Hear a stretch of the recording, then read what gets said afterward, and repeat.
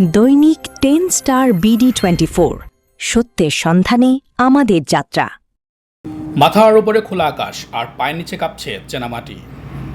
চোখের পলকে যমুনার বুক ছিঁড়ে জেগে ওঠা রাক্ষসী ঢেউ এসে গ্রাস করে নিচ্ছে একের পর এক বসত ভিটা, ফসল জমি আর শৈশবের স্মৃতি।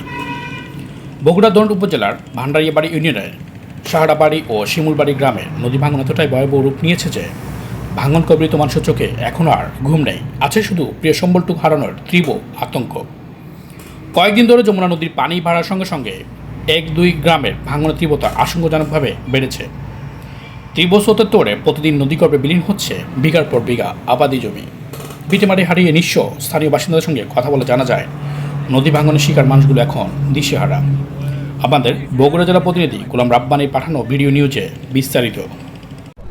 আমাদের বাঁধের নদীর অবস্থা খুবই ভয়াবহ। আমাদের এমপি সাহেবের কাছে আবেদন জানাচ্ছি অতি তাড়াতাড়ি আমাদের নদী নির্মাণ করে দিই। আমরা নদী নালা তো ভাইয়া আগুন গেছি আর এখন বাঁধেও আছি, বাঁধ শুনতে তো ভাইয়া তাহলে তো আগুন থাকার ব্যবস্থা নাই, আমরা কুড়িয়ে আসাই দেবো। নদীর যে পরিস্থিতি, আসলে যে অবস্থা খুবই ভয়াবহ। মানুষ আসলে দিশেহারা হয়ে পড়ছে যে আসলে তাদের পরবর্তী গন্তব্য আসলে কোথায় হবো।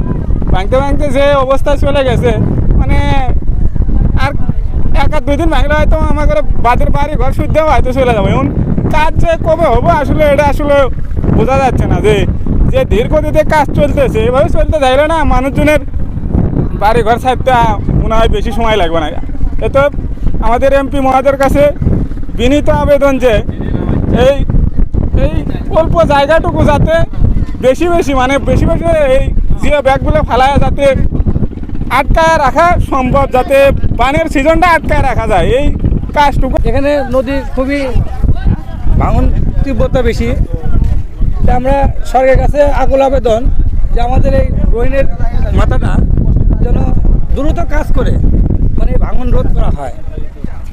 অনেক বাড়িঘর আছে ভেঙে চলে যাচ্ছে, যাদের ভিটামাটি নাই, এই লোকগুলো কোথায় যাবে? আমরা এই সরকারের কাছে আবেদন যে এই অসহায় মানুষের পাশে দাঁড়ানোর সময় এখন, যে আপনার দৃষ্টি আকর্ষণ, এই অসহায় মানুষের পাশে আপনারা একটু দাঁড়ান।